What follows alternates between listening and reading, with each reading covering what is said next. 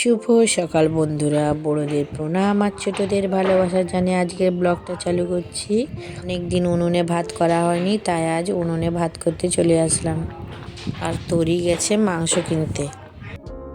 আর লাড্ডুকে চান করিয়ে দিয়েছি, যে লাড্ডু খেলা করছে, এই যে ছাদেই চান করিয়ে দিলাম। আর তরিকে জল দিয়ে দিয়েছে, ও নিচে চলে গেছে, জল গরম করে দিয়েছি।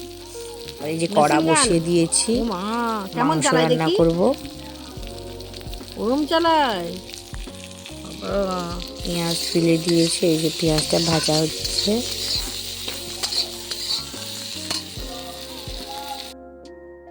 তারপর তো তোমাদের আর দেখালাম না, মাংসটা কিন্তু তোমাদের দাদাভাই রান্না করেছে।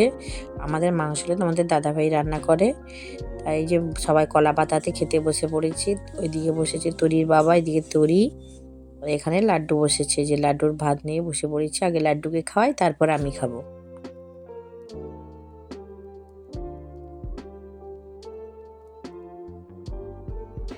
মাংস খাবে? কটা খাবে মাংস? কটা খাবে তুমি? 3টা। ও মা,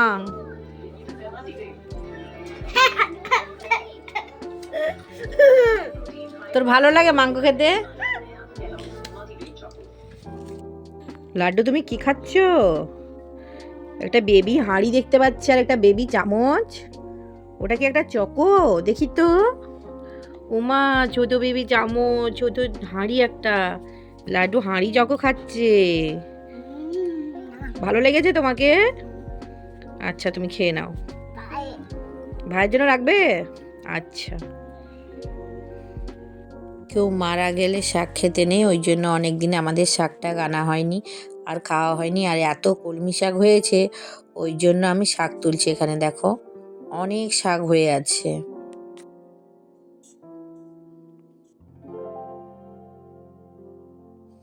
এখানে যে ওলকপি হয়েছিল, এখান থেকে একটা ওলকপি নিয়ে নিয়েছি।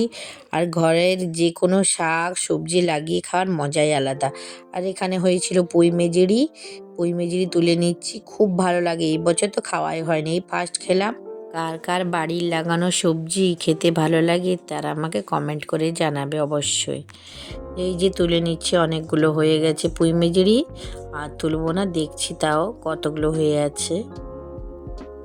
দেখো কতগুলো পুঁই মেজেরি তুলেছি। এই দেখো, 1 টাকা ছোট টাকার, এটা হলেই আমাদের হয়ে যাবে।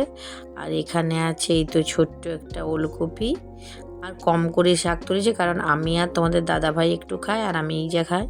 তারপরে তরিকে টিউশন দিতে চলে যাচ্ছি। আর লাড্ডু তো চলে গেছে ঘুরতে। এই রাস্তাটা তো তোমাদেরকে দেখানোই হয়নি।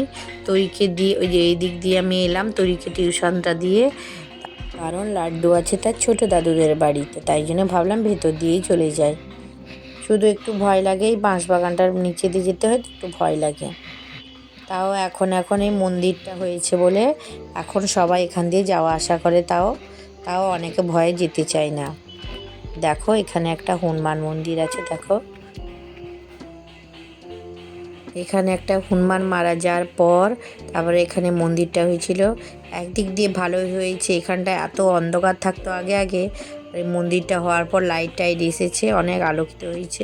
আর অনেক ভয়ও কম লাগে, কারণ চারধার দেখো অন্ধকার, বাঁশবাগান, মাঝখানেই ঠাকুরটা বসে আছে শুধু।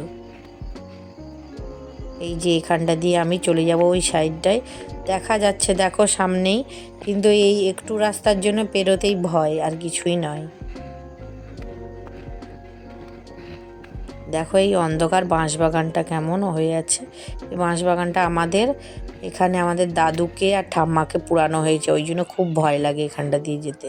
আর আগে প্রচুর ভূতের এখানে উপদ্রব ছিল, কিন্তু এখন এই লাইট টাইট হয়ে যাওয়ার জন্য আর এখন অতটা নেই। চল মা, তো তুই কোথায় ছিল? হ্যাঁ, দেখতে পাইনি তো তোকে, আমি তোকে তো দেখতে পাইনি। কোথায়? দোকান। চল, কি কিনছো তুমি? চল, চকলেটটা নিয়ে আই যা। তুমি বাড়ি যাবে না? একটু ছোটো কাকুদের বাড়িতে ঢুকে গেলাম, একটু বসবো, সবার সাথে একটু কথা টথা বলবো, তারপর বাড়ি চলে যাব, কারণ রান্নাও আছে, আবার তরিকে আনতে যাব। তোমরা সবাই ভালো থাকো, সুস্থ থাকো। তোমাদের যদি ভিডিওটি ভালো লেগে থাকে একটি লাইক কমেন্ট দিয়ে দিও, আর পরের ভিডিওটি দেখার জন্য চ্যানেলটি সাবস্ক্রাইব করে দাও।